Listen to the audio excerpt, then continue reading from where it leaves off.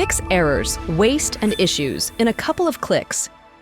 Get alerted whenever you're off track. Sign up at trueclicks.com. Wix Studio, the platform for agencies and enterprises to manage clients and projects with max efficiency, sharing Wix's SEO tech to help you drive growth.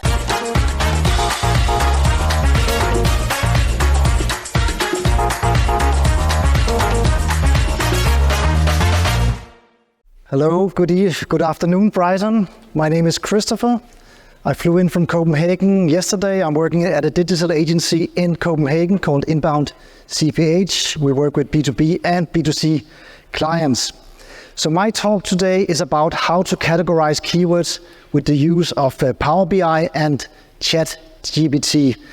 I got 60 slides here, 20 minutes, a novel idea. I really hope that you can use these insights for inspiration, for practical use.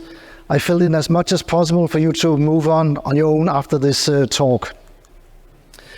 So my mission here today is actually to show you how to cluster keywords with the AI tools right at your fingertips. So no APIs, no scripts, no coding. And I would like to say that actually I'm quite agnostic when it comes to tools.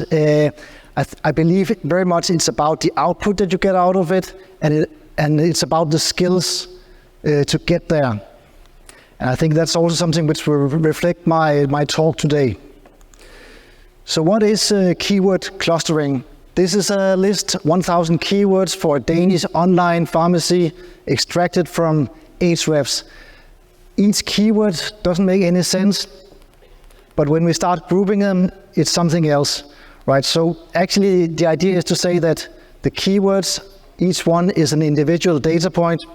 If we group them into different categories, we can actually get insights to take action. So I have a little pet niche project in Denmark called danishwine.com. So what I do here is actually I build up the different entities, the different topics that I want to talk about. So of course, I have a main page for Danish wine, but then I will also talk about Danish vineyards. I will talk about the different types of wine, red wine, white wine, sparkling, fortified.